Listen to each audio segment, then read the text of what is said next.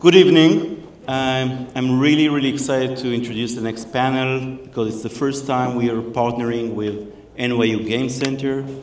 You know, one of the common critiques about Games for Change is that the gap between the people that are very excited about making games and the people that are really making games is very wide, and we're doing everything we can to bridge that gap.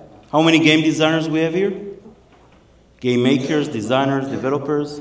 You see at least 50%, 60%. Thank you. So I would like to introduce the moderator of this panel, Frank Lantz. He is the founder of Zynga New York, formerly Area Code. He's also heading the NYU Game Center, the academic program with the new master's program, and is, among many things, I think one of the best game designers in the world right now. So, Frank. Thank you very much. Wow, that was so nice. Thank you very much. Hello. So we're, at the NYU Game Center, very happy to be part of the Games for Change conference, and our idea for this opening night event was to ask a couple of individuals who work with games in a very kind of direct and confrontational way when dealing with issues of change and politics. I think that we were a little bit inspired by thinking about how to address a kind of counterpoint to some of the work that gets done in the field of serious games, which tends to have a larger, broader approach, a kind of measured and careful sort of institutional voice, and maybe uses games to explore issues in a way that carefully considers all the different sides of the issue. And we thought it would be interesting to instead explore people who are using games in a way that is more personal and direct and more kind of like fiery and impassioned and a little bit kind of in your face.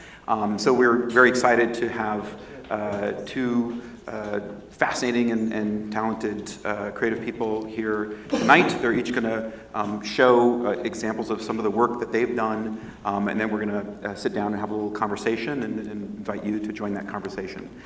So tonight we're going to have Wafaa Bilal and Paolo Pedercini, and I would say that Paolo is a game designer who addresses political issues with his work. Wafaa is a political artist who uses games, but he uses them not just in a way to, not just appropriating games as material or referencing them as cultural signifiers, but really interested in using games to structure the audience's relationship to the work. So he's very interested in games as experience and in addressing issues of identity and history and warfare and violence and hatred using games. And he was lived in Chicago for a while. The Chicago Tribune named him Artist of the Year in 2008 for work that he did that was using game technology and using game structures. So please help me welcome our first speaker, Wafaa Bilal.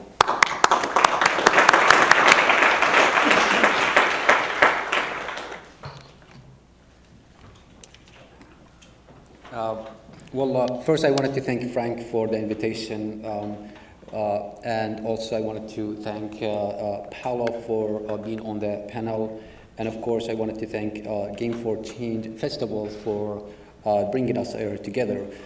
Today I'm going to talk about a couple of the projects I've done since 2007. Both of them use technology that is either video game or the drone technology. In 2004, my family and I struck with the tragedy of losing one of my brothers in our hometown of Kufa in Iraq because of air-to-ground missile. And for 3 years, I did not know how to deal with the tragedy or even accept it. And as an artist living in these two zones, one of the comfort zone of United States, which I exist in it physically, and the other one, Iraq, hometown Kufa, which I exist in it mentally. 3 years passed by, I did not either accept the fact or didn't know what to do with the event as an artist.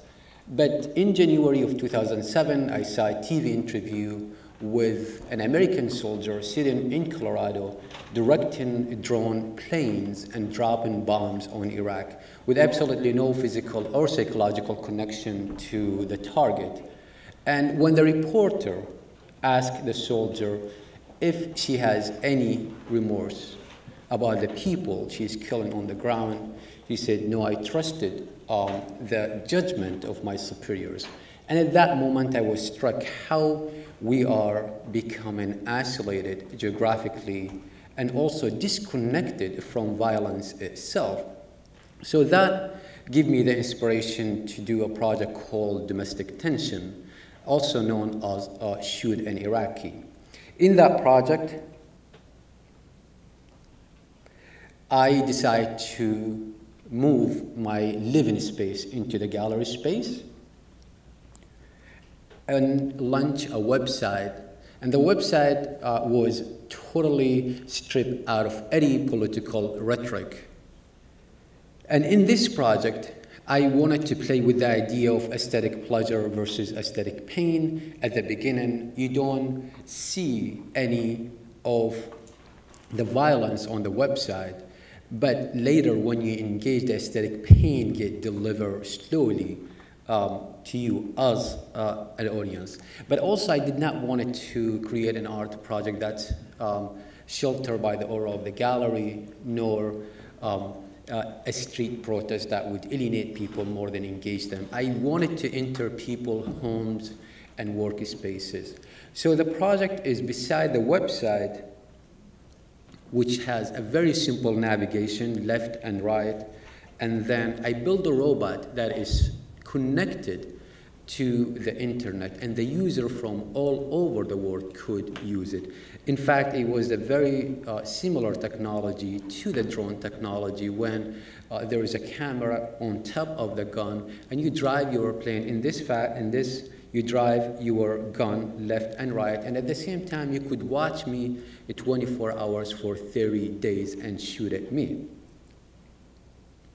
And you could see when your gun is pointed at me and ready, and you could shoot. And if you haven't hit by a paintball, I would not recommend it because that's what the gun was shooting. I rigged it so the shooter online, when they press the buttons from anywhere in the world, the gun will shoot a paintball at me. And at the same time, that's the virtual platform. The physical platform was the gallery.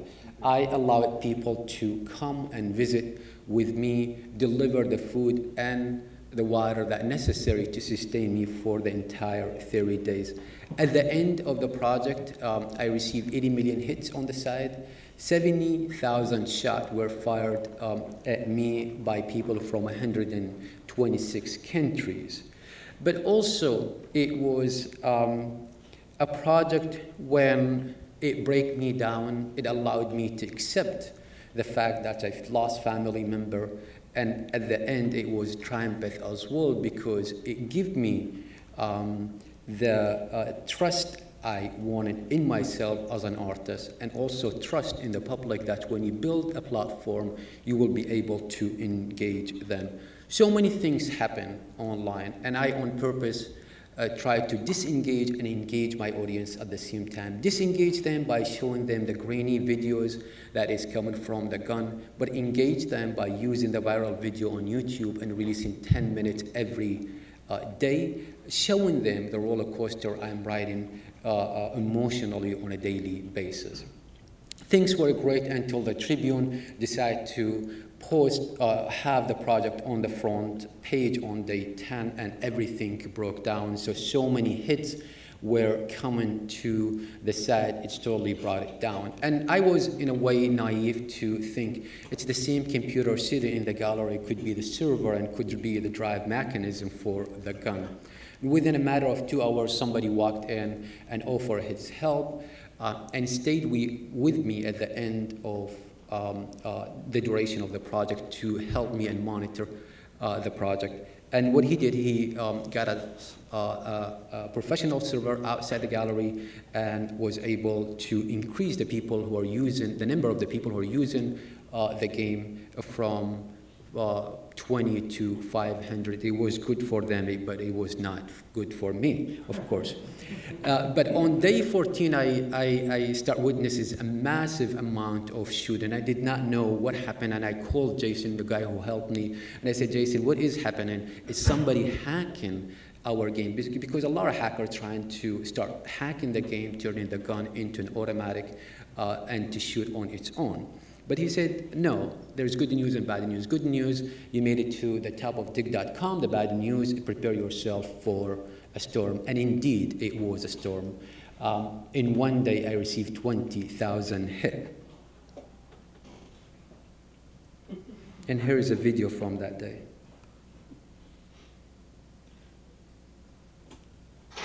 This has been insane because what happened is it was hit dig.com, and the place is being completely bombarded non-stop for the last 2-3 hours, and you could see it's absolutely dropped so much. I mean, to the point you cannot, not a single second. I cannot even keep filling the spot here. Dig.com. This is really disturbing. This is non-stop. I cannot keep track of this. I cannot fill these paintball fast enough to keep with the demand. Okay, I'll let you go because I think I cannot do the camera and cannot display. So I'll just have to run back and forth. See, I have to run back and forth between see, now I'm taking hit. I'm taking hit for them. There you go. See, I mean, just it's absolutely non-stop, and this is so disturbing right now. Okay, I gonna go in a safer place. Very disturbing, but I guess I set up the situation. I cannot give up right now, and I won't give up. All right.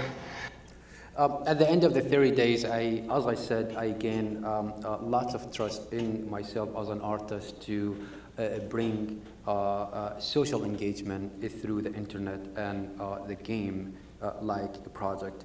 And you could see from this video how much I changed as a person from the one who is scared on day 14 until the day 30th.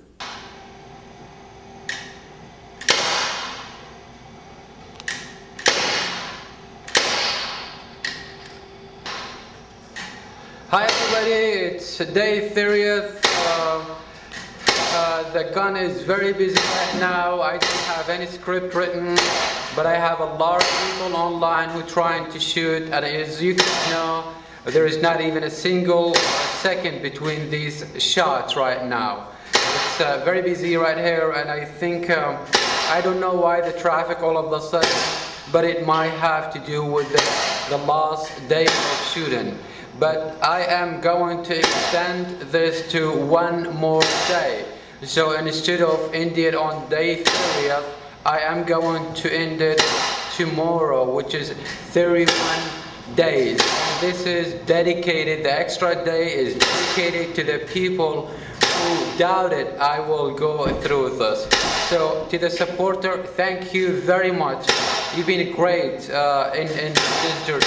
It has been very hard journey ups and downs, it united people, it divided people, but that's what art supposed to do. It's supposed to inform, it's supposed to agitate, and it's supposed to be part of life. So thanks everybody for your great support. And one more thing, I have no resentment to the people who shot. It's an encounter, it's not a didactic piece, and it's an open narrative one. We could all impose our own narrative on it. So to end this, I am in great spirits. The energy is great. There is of course, there is a mental and physical impact, but that I could deal with that after 5 o'clock tomorrow. I hope to see some of you when I walk out of the gallery. Otherwise, I would love to see everybody on the 16th of June when we take this place down. So either I see you tomorrow or I will see you on the 16th. Thank you again, and it has been a great journey. Bye for now. The other project I did, which is actually a video game called The Night of Bush Capturing, a Virtual Jihad. In 2005, I came across a game called The Night of Bush Capturing. In fact, the State Department called it a terrorist a recruiting tool and training tool as well. I downloaded it not knowing what I am going to do with it. And in 2008, I was invited to RPI, Rensselaer Biotechnical Institute, to engage the community in a meaningful dialogue about war, about Islam, about Arab culture. And I decided, well, I'll use this game. But researching the game, I come to understand the original game, it was not Al-Qaeda game. In fact, it was an American game made by Jesse Petrella in 2003, right at the start of the war, and the game called Quest for Saddam. And in that game, you go on a 6-level six-level first shooter, and you encounter all Iraqis, which speak no. They supposed to speak Arabic, but really it's nonsense Arabic, and every one of them has Saddam's face. And when Jesse was asked if this is racism and a stereotype in a culture, he said no. So I went on to even research more. I found out he established what he called the United American Committee. Their mission is to close mosques and to expel all Muslims and Arab. And in fact, sometimes they would just go and burn effigy of Bin Laden in front of mosques in rallies. And what Al-Qaeda did, in fact, they went into the asset folder after getting the game and changed Saddam's picture to Bush's pictures, changed Iraqi soldier to an American soldier, and all of a sudden there was an outrage. So I started developing my own objective with this game. I wanted to be a mirror to expose hypocrisy and racism, reverse the role of hunter and hunted, and address the issue of suicide bombers, and finally to involve people who may not be willing to involve. So I insert my personal narrative as a person living in Chicago and teaching there, and one day I received the news of bad news of the killing of my brother and my father, death, and then I went to a rage, and at the end I become a suicide bomber. In fact, what I did, I went into the game, chose a character which was based on Assassin's Creed, and it became a medieval warrior with suicide build, which didn't make any sense. But I made sure that my face looked really good, so that was important to the people there. And I went on and downloaded the Torque engine and hacked the game and inserted myself as the expendable Iraqi who you could send on a mission to assassinate President Bush. I did not think that was the best idea, but I went with it anyway.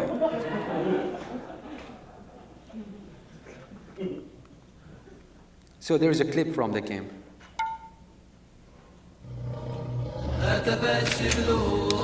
هاتف الشبل سأحيا سرمديا وأمام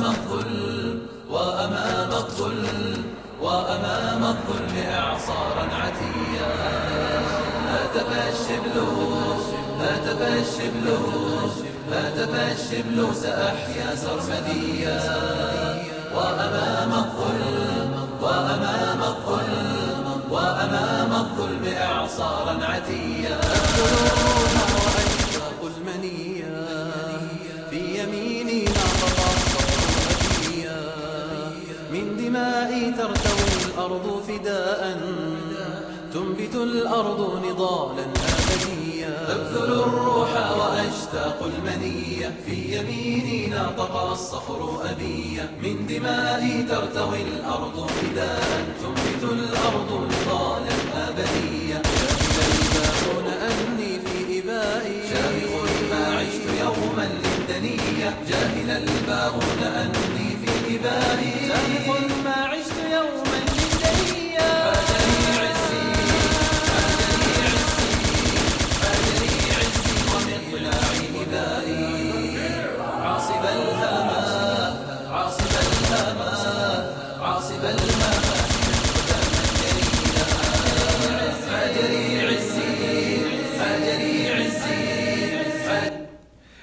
Everything was ready to go for the opening of the show. I decided to have it in the gallery, not online.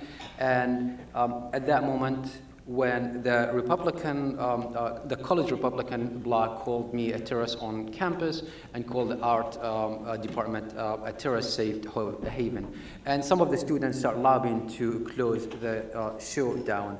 And instead of the president of the school calming the student down and saying, listen, this is just a video game. That's what we hear all the time. It's a video game, right?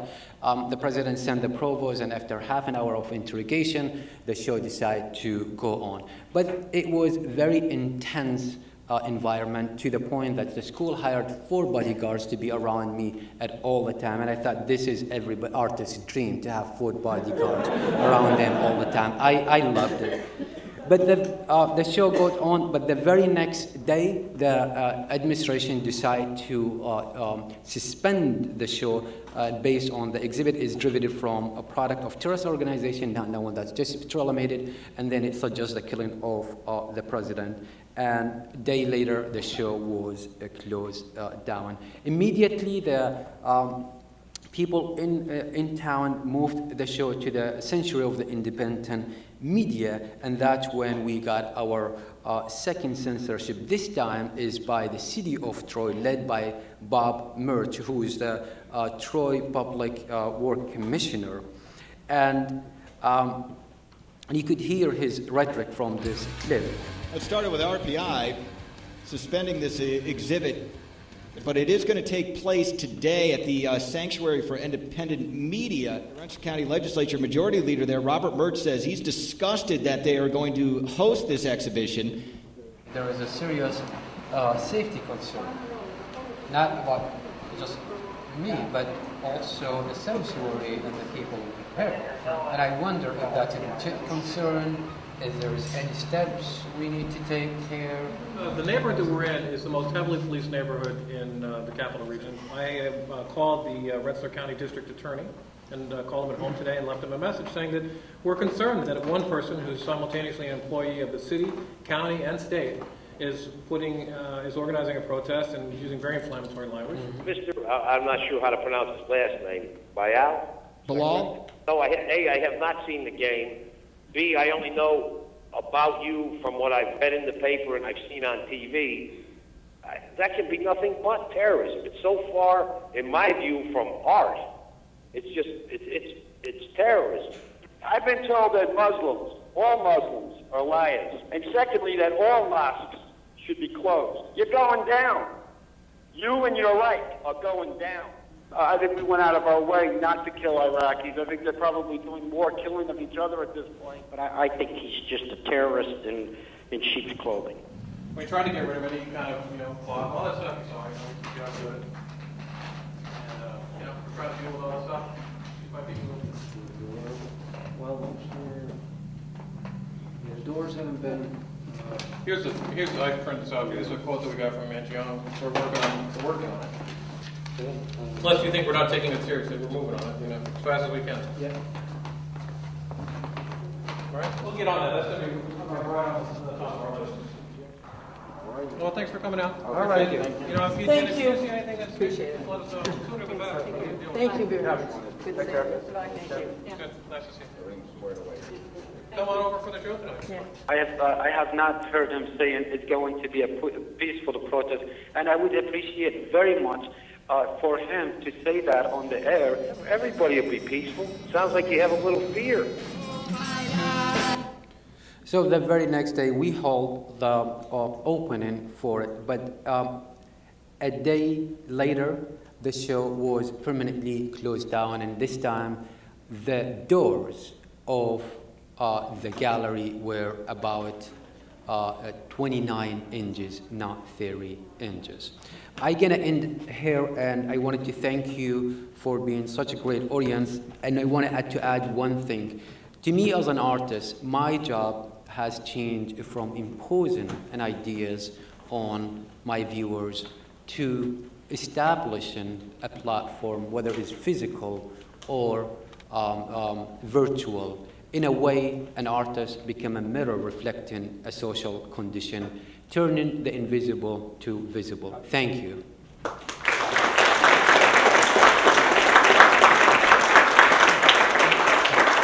That's great, thank you. When we thought of the idea of this evening's topic, we instantly thought of our next speaker, Paolo Pedercini, who is a game designer who operates under the name Molleindustria to make games that engage with political and social issues in particularly interesting ways. He is a teacher at Carnegie Mellon, and his work is his work addresses topics from the politics of meat to the labor underpinnings and the politics of labor practices in technology to the sort of general alienation of contemporary life in late capitalism. And I think he is, without a doubt, one of the most interesting young game designers doing work today. So please help me welcome Paolo Pedercini. So I'm just coming from Quebec City. The reason why we don't have the tech set up is because I was in Quebec and my plane was like 4 hours late. And by the way, I was there for this game jam called Bivouac Urbain, and it was like extremely intense and extremely fun, except for the last part of like the 4 hours of delay. And so I just arrived right now. And, what game did you make? What game did you make? Oh, I was just there as a judge.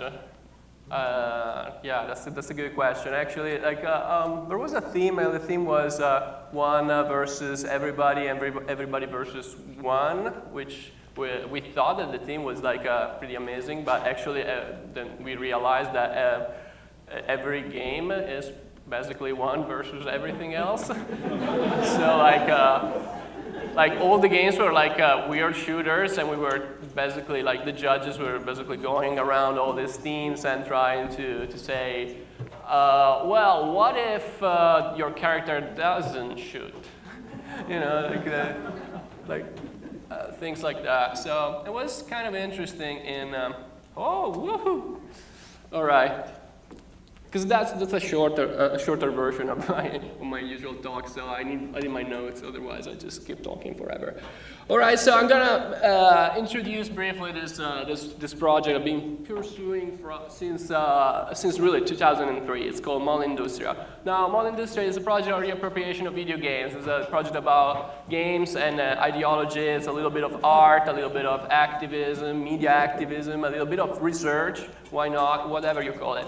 I like to think that Molleindustria works on multiple levels with multiple strategies, and I'm going to try to break it down for you tonight. So first, representation. All right, so sure, there are a lot of abstract games out there, and most of abstract games are actually fantastic, but the majority of digital games are actually within the field of representational media. They represent something. They portray situations, they portray people, things, characters, things that basically have some connection with our daily experience as human beings generally. So like while linear media typically create meaning through storytelling and character identification, games create meaning through their system of rule, their rule system, or better yet, through the kind of like a messy, complex interaction, the complex interplay between the rule systems and the representational, let's say the audiovisual and textual layer that is basically the assets that are governed by these rules. So I think that's a unique feature of games and interactive media in general. And I think it's worth exploring. So the McDonald's video game from 2004, I believe, it was sort of my first foray into this mode of operating, trying to explore the potential of games as like represent systems. So briefly, the McDonald's video games is this game that puts you in the shoes of the CEO of the McDonald's Corporation, and you have to manage the production process from pastures to the restaurant to PR. Meanwhile, this is not really a McDonald's video game, it's kind of like an anti-McDonald's video game. It's basically explaining you all the dirty tricks that actually you have to use and the McDonald's Corporation tends to use to, you know, maximize profit and things like that. So there are like, you're confronted with what you don't actually see in tycoon games that are basically the negative externalities, the negative impact of a production process. A similar example is this game called Oligarchy. A similar example because it deploys the same strategy. You're all still CEO of a vertically integrated oil company, and this time the focus is more on the relationship between corporate powers, and politics, essentially. So a lot of the game involves like founding elections and make sure that the government and even like the sub-government, the government basically passes laws that are actually good for your business. And it's also based on a slightly more scientific model, which is the peak oil kind of like a mode, the peak oil like theory that I'm not going to explain.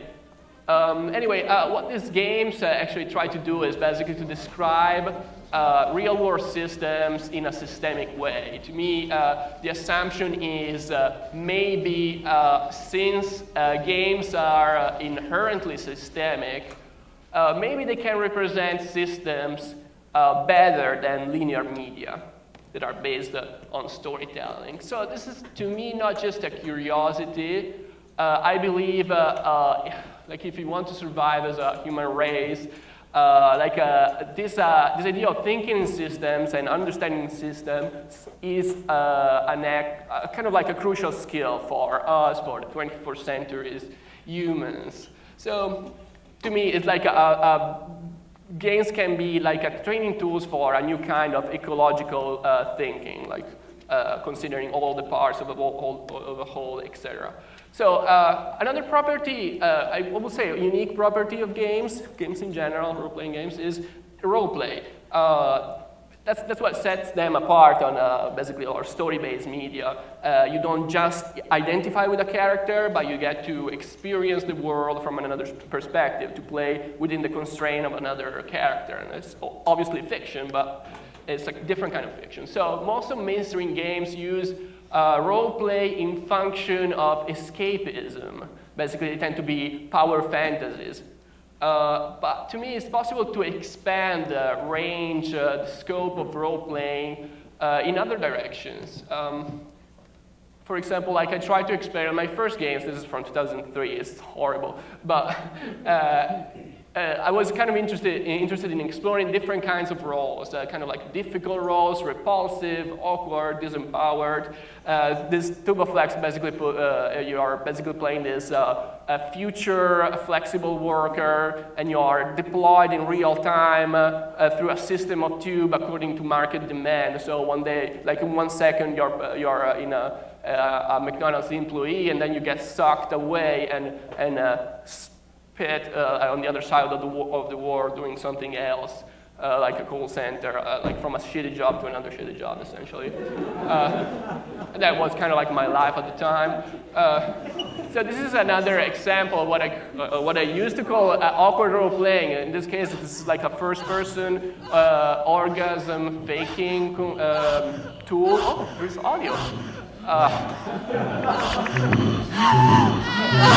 So the game basically puts you in this kind of like unfortunate role of a girl, like a woman, faking that has to fake orgasm in order to make her boyfriend happy. So these are basically all ways to explore a sort of like a very constrained kind of agency. So it's like instead of being power fantasies, are more like nightmares of disempowerment. This is another game, sort of recent game called Every Day the Same Dream, which is kind of like experimental-ish slow games that also puts you in this like weird situation. You're basically constantly stuck in the same level, and you don't have much to do besides going to work, and then the game basically keeps looping. But in this case, there is basically a way out. It functions more or less as a puzzle game. You have to find some, let's say, secret areas or secret kinds of interaction that are like slightly less, let's say, visible. So there is basically a way out in the missions, a way out of this very extremely constrained world. So, well, since I started, there have been many examples using this strategy of like, they're usually geared toward empathy, basically trying to simulate the world from the eyes of the other, with the capital O especially. Like that was Darfur is dying. This is like a screenshot from Span that are, from my understanding, darlings of this community. Now, cultivating compassion is, I guess it's useful if you are in the business of charity. But there are other things that, to me, you can, possibly more interesting things you can do with this fictional device of role play. For example, like posing moral dilemmas and confronting the player with like the consequences of their own actions. So this is like a brief video of Amand, my most recent game, made in collaboration with Jim Monroe, that might even be around here today. It's basically a narrative game about a day in the life of a drone pilot. So it basically operates unmanned aerial vehicles on the suburbs, in the suburbs of Las Vegas, and so every day, like he wakes up and he drives 1 hour north and gets into this container, basically remote controlling these drones on the other side of the world, in Pakistan specifically, working essentially for the CIA. So you have the situation in which you have like dramatic decisions that are alternated or actually juxtaposed with more trivial duties, like there is this messy dual gameplay, and you have to split your attention, you have to multitask between these two kind of like windows, and one kind of interaction is more about action and about like spatial, like let's say trivial movements, and the other one is more about like language thinking or monologues or dialogues. So to me, like that sort of display, that gameplay is meant to well, reflect the disconnection of 21st century's warfare. So I don't know. You're basically put like it's kind of character to me. this kind of character is a character we can only essentially speculate on because they are kind of their own existence. They cannot really talk about what they do because they are on secret missions and classified missions. So to me, that's where sort of like art and fiction can compensate, can fill this gap and try to imagine what is it like to be a drone pilot? How do they sleep at night? This is not a game-specific strategy or a game-specific issue, but to me it can happen also through game. Culture jamming, in case you're not familiar with the term, is basically that set of cultural and artistic practices that deal with the creative deconstruction of languages or messages in the media, specifically, advertising, for example. That's subvertising is probably the most well-known practice. So this is not just a way to counter the message and to make, for example, like an anti-McDonald message, but also to sort of demystify the language of basically the persuasive strategies of advertising in general. So I believe that video games have a language too. They have genres, they have tropes, they have conventions, and those sort of things are usually like gamers take them for granted, that they are kind of like natural. That's what video games are. But to me, they are ideologically biased and ideologically biased, and they are carrier of meaning, essentially, even when these games are not specifically made with a message, you know, like they are not, when they are not specifically games for change, for example, like the absence of externalities I was mentioning in tycoon management games kind of makes them a kind of capitalist propaganda. The absence of civilians in war games makes them war propaganda. And that's not just in America's Army, which is specifically conceived for that, but pretty much in all the war first-person shooter kind of war game. So most of my games, back to fucking, most of my games kind of reference or parody these conventions, this established genre. This one does it a little bit more overtly than the other ones because it's kind of like a Street Fighter, Mortal Kombat kind of game, except instead of fighting, instead of having this kind of like a sexualized, stereotypical characters, fighters from all over the world, you have this shape-shifting mutants that can change sexuality and position and, let's say, taste according to their desires. And so like the fight is basically a kind of like a complex, weird alien complex intercourse. So, and I could mention also like Ian Bogo's Cow Clicker, which is to me like a great example of which actually targets social gains based on the mechanic, the hoarding mechanic. So to me, like messing with these languages, subverting this convention, these tropes and genres, it's basically a practical form of game criticism. It's about media literacy. It's about kind of like creating defenses, cognitive defenses from the assault of corporate media. So, all right, so speaking of media, like, I conclude here, I guess. There can be, to me, there can be a tactical value in communicating through video games, and by tactical I mean like not strategical, like not in kind of like trying to improve or to research different ways of communicating through games, but more like using games in the sense try to exploit the expectation that are attached to the notion of games in culture. So, like for example, this is Faith Fighter, which is another like a crass, idiotic fighting game that about religious intolerance, and in a way can it points to a crass, idiotic concept of called basically clash of civilization. So like the idea is to use that trivialization power of video games to basically call bullshit on a certain narrative.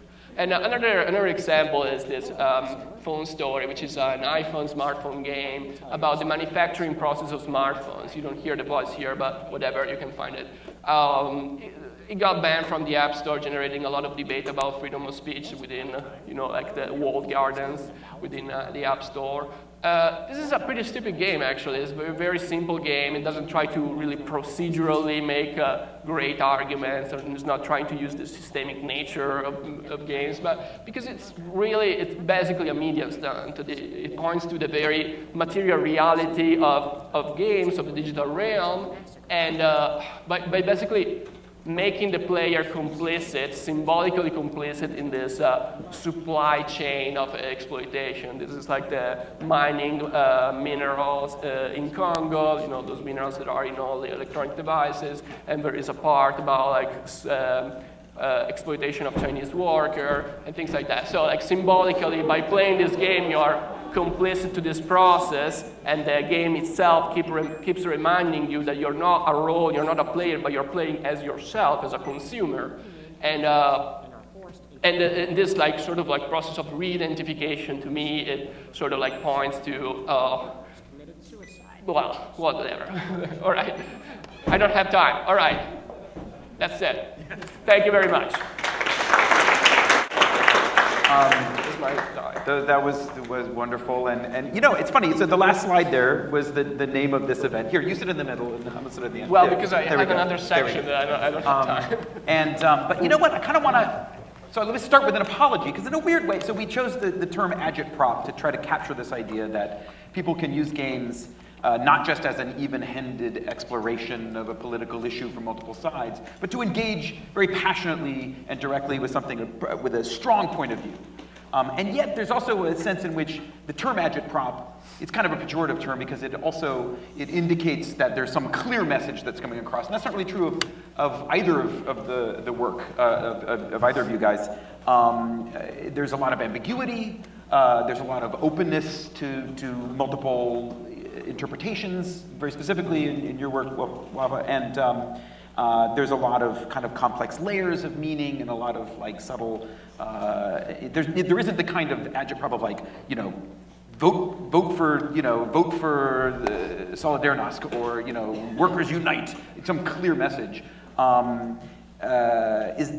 So, I mean, does it bother you the term agitprop? I mean, is that a term that kind of like bugs you a little bit, or are you happy to have that thrown at you?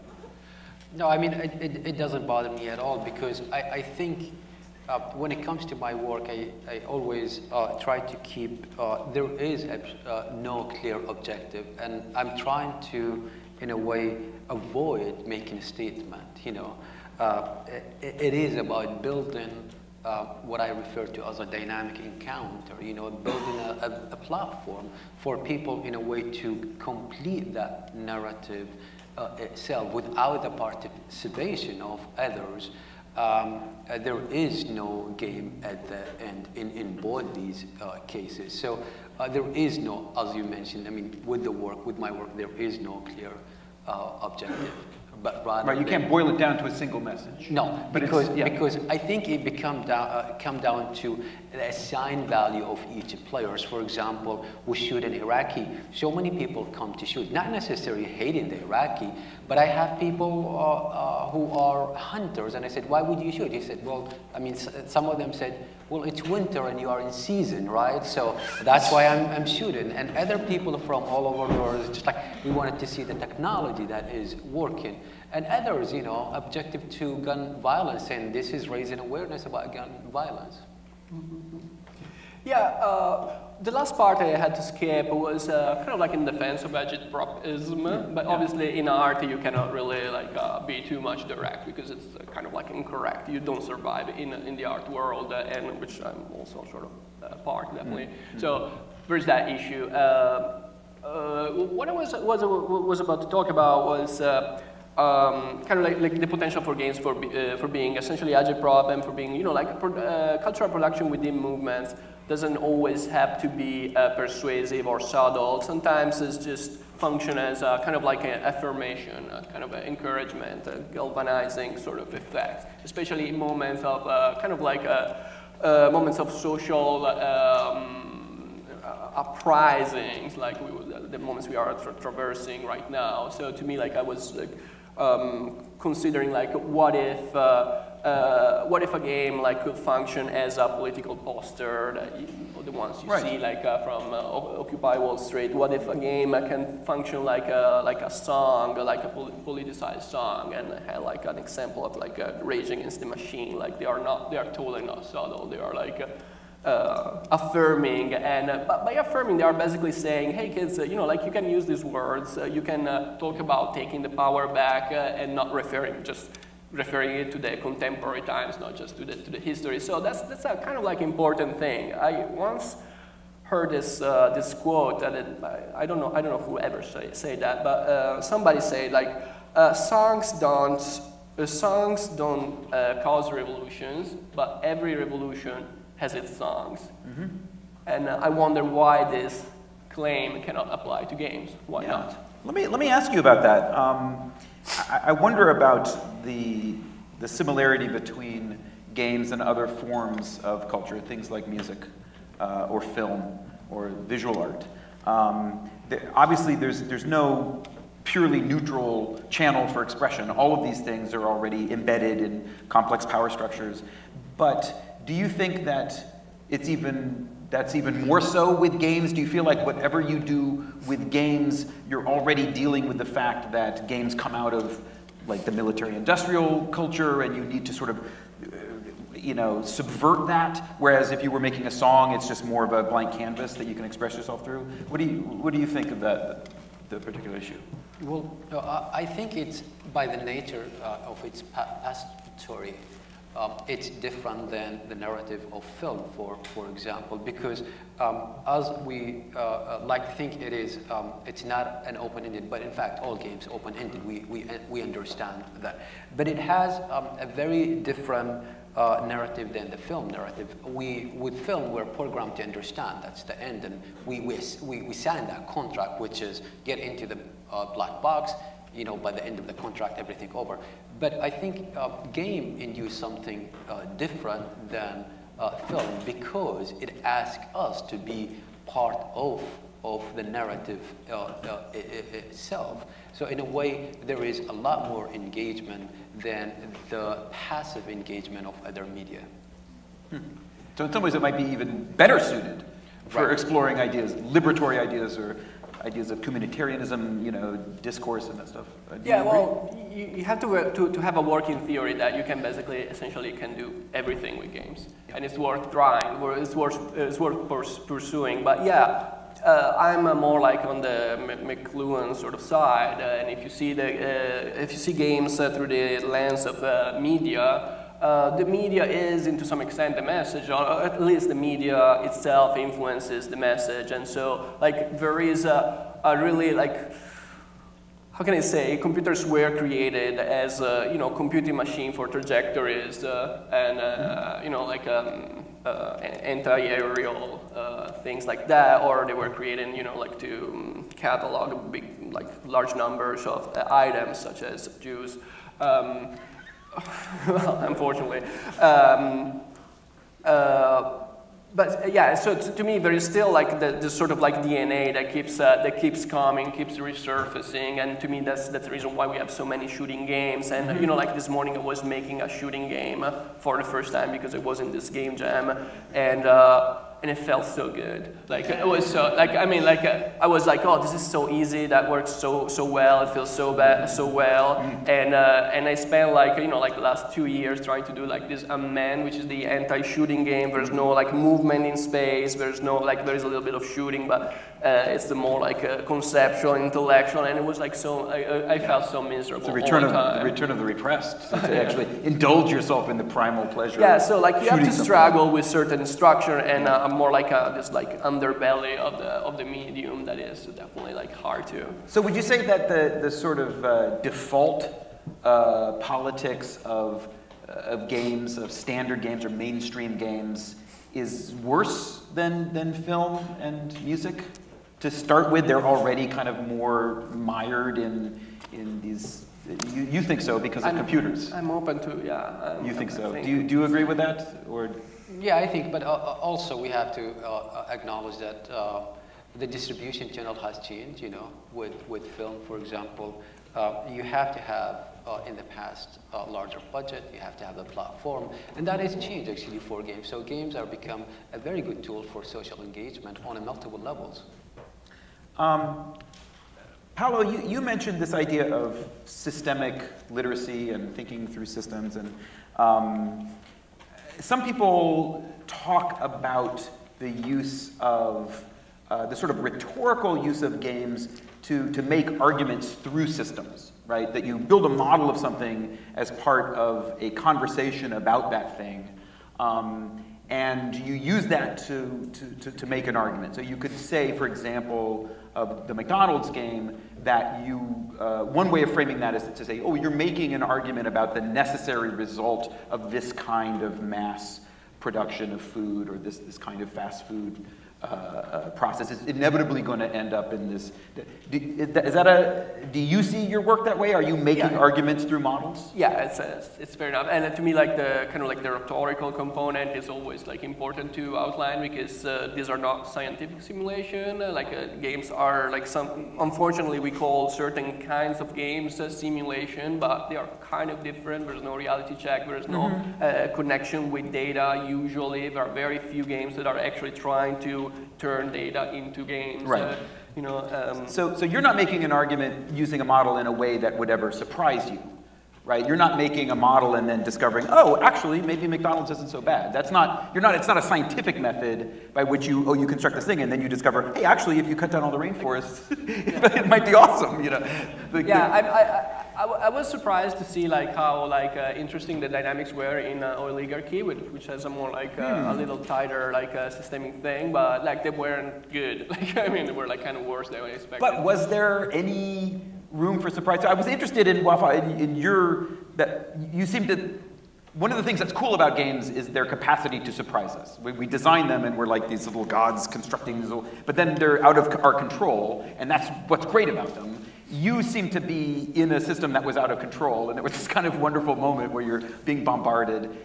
Is there a space for surprise in your use of games? I think there's a space for surprise, because for example, like there is Oligarchy has a few different endings. It's not completely like dystopic like the McDonald's video game that always end up in a perpetual cycle of destruction, or in kind of like in shit. Oligarchy has some different endings, and I had to like numerically predispose a case that I never reached. And I also wrote it. I was like, I don't know if you can really reach this ending, but I had to basically to determine an outcome for this numeric thing, right? I never saw that ending in the running game. But I sometimes receive an email from people who are like, hey, I got this ending, and that's how you reproduce it. So to me, like there is a little bit of space for that. But it's not about producing knowledge. You can produce knowledge through scientific simulation to some extent, but here we are in the realm of representation. So that's interesting, because the player of the game discovered something about the system that you didn't even know that was in there. I predisposed, but yeah. Yeah. Did that happen with you, Wafaa, when in Domestic Tension? Did you ever meet any of the players, any of the people who were shooting at you, and shake their hand and say, did you have a personal connection to any of these anonymous shooters? There are so many incidents when a player trying to shift the dynamic of the game by basically hacking into posting scripts, and there are very surprising elements. And I just want to mention one of them, when in the last day, almost the last day, we had a massive shooting just like the dig.com, and I called my friend Jason about it, just like, what is happening here? Is another day like that happen? He said, no, this is a very advanced hacking. Somebody in Texas turned all the idle computer into zombie, and they start shooting at you. And I said, okay, what are you gonna do? He said, just give me a few minutes. He disappeared for a few minutes, came back, and all of a sudden silent. And I said, what did you do? He said, I banned the entire state of Texas. And then he was silent. Yeah. So these are surprising, many of them surprising elements. Yes. I think we're going to have to wrap it up. I apologize, but we are out of time. I was hoping we'd open it up to conversation with the audience, but you can continue this conversation with these gentlemen because there is going to be a reception to which you are all invited at the Game Center, which is located just a couple blocks away. It is at 721 Broadway on the 9th floor. So if you go out of the building, you take a right, and then you take a left, you'll find it. Just follow the people. There will be food and drinks. Please do come. I want to thank Wafaa, Bilal, and Paolo Pedercini for joining us. Thank you very much.